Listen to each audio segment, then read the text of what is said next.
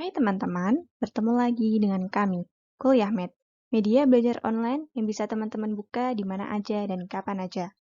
Materi yang akan kita bahas kali ini adalah rinitis alergi. Yuk kita belajar bersama. Rinitis alergi merupakan inflamasi pada mukosa hidung, di mana dia ditandai dengan adanya hidung tersumbat, kemudian rhinorea dengan sekret jernih, nasara pruritus, dan bersin. Inflamasi yang terjadi itu akibatkan adanya reaksi hipersensitivitas tipe 1, di mana dia diperantarai oleh IgE terhadap alergen. Faktor pencetus utama terjadinya proses tersebut adalah alergen seperti inhalan debu, kemudian diikuti oleh alergen instan berupa makanan, dan sebagainya. Secara epidemiologi, rinitis alergi terjadi sekitar 10-25% populasi di dunia dan prevalensinya terus meningkat. 20-30% itu terjadi pada pasien anak-anak. Anak-anak dengan riwayat keluarga alergi atau atopi itu memiliki resiko lebih tinggi. Kejadiannya 9,8-51% itu terjadi pada anak usia sekolah di Asia.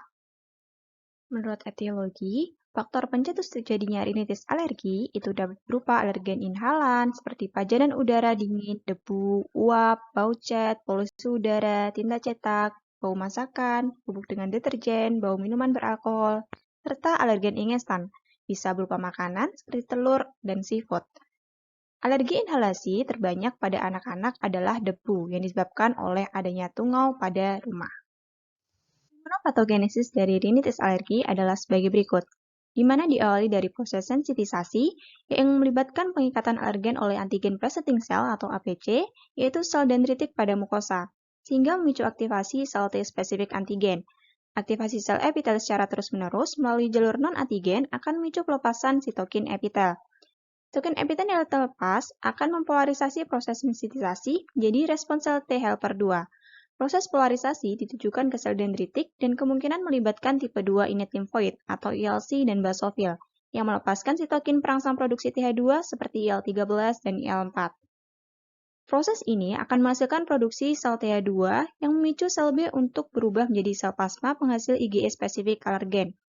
Sel TH2 yang terikat dengan sel B melalui major histocompatibility complex atau embasi, dan dia antibodi IgE spesifik alergen akan menempel pada reseptor dengan afinitas tinggi pada permukaan sel emas jaringan dan basofil yang bersirkulasi. Pada paparan yang berulang, alergen akan terikat pada IgE di permukaan sel emas dan basofil serta berikatan silang dengan reseptor IgE, sehingga ia memicu aktivasi sel emas dan basofil sehingga melepaskan neuroaktif dan mediator vasoaktif seperti histamin dan cystenyl-leukotriene. Zat ini menghasilkan gejala khas dari rinitis alergi. Selain itu, aktivasi lokal limfosit TH2 oleh sel dendritik akan menghasilkan pelepasan kemokin dan sitokin, sehingga mengatur masuknya sel inflamasi, seperti eosinofil, basofil, neutrofil, sel T, dan sel B ke mukosa. Peradangan TH2 membuat mukosa hidung lebih banyak sensitif dan iritasi lingkungan. Selain itu, paparan alergen selanjutnya merangsang produksi IgE. Mediator yang dilepaskan oleh sel emas dan basofil dapat langsung mengaktifkan ujung saraf sensorik, pembuluh darah, dan kelenjar reseptor spesifik. Histamin memiliki efek langsung pada pembuluh darah, seperti mengarah ke permeabilitas vaskular dan kebocoran plasma serta saraf sensorik, sedangkan leukotriene menyebabkan vasodilatasi. Aktivasi saraf sensorik mengarah pada pembentukan pruritus dan berbagai refleks sentral. Ini termasuk refleks motorik yang menyebabkan bersin dan refleks parasimpatis yang merangsang vasodilatasi dan sekresi kelenjar hidung.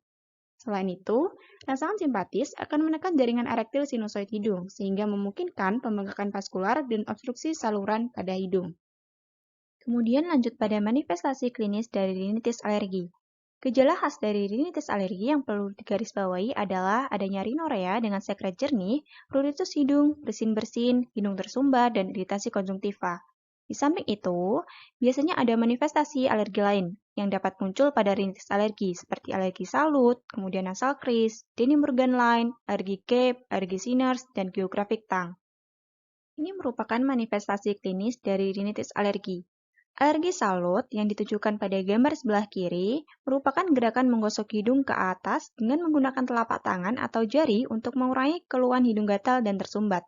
Nah, kebiasaan tersebut dapat menimbulkan tanda melintang di hidung yang dikenal sebagai nasal crease yang bisa kita lihat pada gambar sebelah kanan.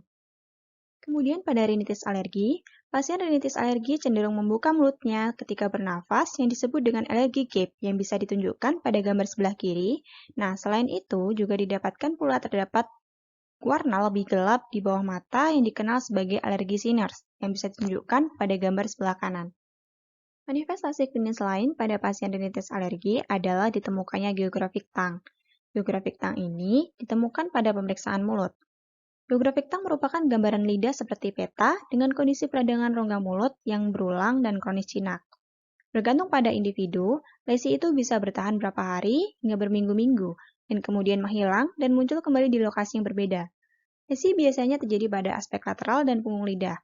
Namun, lesi ekstralingual juga dapat terlihat pada bibir, labial, dan mukosa bukal serta dasar mulut. Klasifikasi rinitis alergi berdasarkan area adalah sebagai berikut. Berdasarkan terdapatnya gejala, terbagi menjadi dua. Yang pertama adalah intermittent, apabila terdapat gejala kurang dari sama dengan 4 hari per minggu, atau kurang dari sama dengan 4 minggu. Yang kedua adalah persisten, apabila terdapat gejala lebih dari 4 hari per minggu, dan lebih dari 4 minggu. Sedangkan berdasarkan beratnya gejala juga terbagi menjadi dua. Yang pertama adalah ringan, apabila tidurnya masih normal, kemudian tidak ada gangguan pada aktivitas harian, olahraga, santai, kemudian bekerja dan sekolahnya juga masih normal, dan tidak ada gangguan atau keluhan yang mengganggu. Kemudian yang kedua adalah sedang berat, apabila satu atau lebih hal berikut, seperti tidurnya udah terganggu, kemudian adanya gangguan pada aktivitas harian, olahraga, dan santai, adanya gangguan pada kegiatan pekerjaan dan sekolah, serta keluhan yang mengganggu. Nah, teman-teman, ini ada beberapa diagnosa banding dari rinitis alergi seperti rinitis vasomotor, rinitis gustatory, medikamentosa, rinitis virus dan bakterial, sinusitis, abnormalitas anatomi, dan benda asing. Terdapat beberapa pemeriksaan penunjang yang dapat kita lakukan untuk mendiagnosis rinitis alergi. Yang pertama adalah skin prick test. Skin prick test itu mudah dilakukan untuk mengetahui jenis alergen penyebab alergi.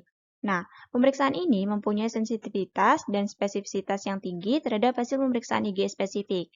Namun, akan lebih ideal jika bisa dilakukan intradermal test atau skin endpoint titration test bila di fasilitas teman-teman itu tersedia. Kemudian yang kedua, ada IgE serum total. Kadar IgE serum total itu akan meningkat hanya didapati pada 60% penderita rinitis alergi. Sehingga kadar IgE serum total yang normal itu tidak menyingkirkan diagnosis rinitis alergi. Selain pada alergi, kadar serum IgE total itu dapat meningkat pada infeksi parasit, kemudian penyakit kulit, serta ia akan menurun pada imunodefisiensi. Sehingga pemeriksaan ini hanya dilakukan untuk screening aja, tidak untuk diagnostik. Kemudian yang ketiga ada IgE serum spesifik. Pemeriksaan ini dilakukan apabila pemeriksaan penunjang diagnosis seperti rinitis alergi seperti skin prick test itu selalu menghasilkan hasil yang negatif, tapi dengan gejala yang positif. Teknik pemeriksaan IgE serum spesifik itu disempurnakan dengan komputerisasi sehingga pemeriksaan menjadi lebih efektif dan sensitif terhadap kehilangan spesifisitasnya. Kemudian yang keempat ada pemeriksaan sitologis dan histologis. Nah, pemeriksaan ini diperlukan untuk menindaklanjuti respon terhadap terapi atau melihat perubahan morfologi dari mukosa hidung. Kemudian pemeriksaan penunjang yang kelima ada nasal challenge test, di mana pemeriksaan ini dilakukan bila ada keraguan dan kesulitan dalam mendiagnosis rinitis alergi. Biasanya hal ini terjadi apabila si pasien ada riwayat rinitis alergi positif, tetapi hasil tes alergi selalu negatif. Kemudian, ada foto polos sinus paranasalis atau CT scan atau MRI sebagai pemeriksaan penunjang selanjutnya. Pemeriksaan ini dilakukan bila ada indikasi keterlibatan sinus paranasal seperti komplikasi rhinosinusitis dan tumor. Selain itu, foto polos sinus paranasal atau CT scan atau MRI itu dapat menilai respon terhadap terapi dan observasi preoperasi. Kemudian yang terakhir, ada pemeriksaan penunjang berupa darah lengkap. Pada pemeriksaan darah lengkap pasien rinitis alergi ditemukan adanya eosinofilia. Baik teman-teman, kita telah sampai pada tata laksana dari rinitis alergi. Terapi yang ada saat ini adalah terapi simptomatis dan kausatif. Contoh terapi simptomatis yang digunakan adalah antihistamin 1, kortikosteroid, dan dekongestan. Meski rangkaian terapi farmakologi simptomatis sudah ada, terapi tata laksana kausatif tetap menjadi yang utama. Tata laksana kausatif yang dapat dilakukan ialah penghindaran terhadap alergen penyebab. Seiring berkembangnya teknologi, saat ini tata laksana kausatif dapat dilakukan juga dengan imunoterapi. Bila seorang pasien telah terdiagnosis rinitis alergi, bisa dari riwayat ditambah dengan uji tusuk kulit yang positif atau kita menemukan IgE spesifik dalam serumnya, maka hal utama yang dapat kita lakukan adalah penghindaran alergen. Kemudian kita membagi atau mengklasifikasikan menjadi dua, yaitu rinitis alergi yang intermiten dan persisten. Kemudian, setelah kita mengklasifikasikan menjadi intermiten, kita bagi lagi menjadi dua. Apabila dia ringan, maka kita bisa memberikan antihistamin oral, antihistamin intranasal, dan atau dekongestan. Apabila dia masuk sedang berat atau tadi gejala persisten yang ringan, maka kita bisa memberikan antihistamin oral, antihistamin intranasal, dan atau dekongestan ditambah dengan kortikosteroid intranasal, kromolin. Kemudian, pada rinitis yang persisten, kita evaluasi penderita itu setelah 2-4 minggu. Nah, apabila gagal, kita naikkan ke tahap berikutnya. Apabila berhasil, kita teruskan selama 1 bulan. Kemudian apabila pasien tadi masuk ke dalam klasifikasi gejala persisten sedang berat, maka kita bisa langsung memberikan kortikosteroid intranasal. Kemudian kita evaluasi penderita setelah 2-4 minggu. Apabila penderita itu membaik, kita turunkan ke tahap sebelumnya dan teruskan pengobatan selama 1 bulan. Apabila gagal, kita evaluasi diagnosisnya, kemudian kita evaluasi kepatuhannya. Kita juga bisa mencari infeksi atau penyebab lainnya. Nah, apabila semua hal ini sudah ditemukan dari evaluasi-evaluasi itu, maka kita bisa meningkatkan dosis kortikosteroid intranasalnya. Atau apabila pasien mengeluhkan gatal atau bersin, kita bisa menambahkan antihistamin. Apabila pasien rinorea, kita menambahkan ipratropium, dan apabila ada sumbatan, kita bisa menambahkan dekongestan atau kortikosteroid. Di mana ketika sumbatan ini tetap gagal, setelah diberikan dekongestan atau kortikosteroid, kita rujuk pada bedah. Nah, ini ada catatan penting yang harus teman-teman ingat. Apabila ada konjungtivitis, teman-teman bisa menambahkan antihistamin oral atau antihistamin intraokular. Atau juga bisa kromolin intraokular atau larutan garam fisiologis. Teman-teman juga bisa mempertimbangkan imunoterapi spesifik. Nah, di sini prinsipnya adalah apabila terjadi perbaikan gejala, maka turunkan ke tahap sebelumnya. Apabila memburuk, naikkan ke tahap berikutnya. Prognosis dari rinitis alergi sendiri ini baik selama penanganan rinitis alergi dilakukan secara dini dan agresif, sehingga dapat mencegah komplikasi seperti asma, sinusitis kronis, otitis media, dan penyakit inflamasi kronik lainnya hingga menjadikan penyakit ini berprognosis buruk. Untuk sementara, sampai di sini dulu ya teman-teman materi rinitis alerginya.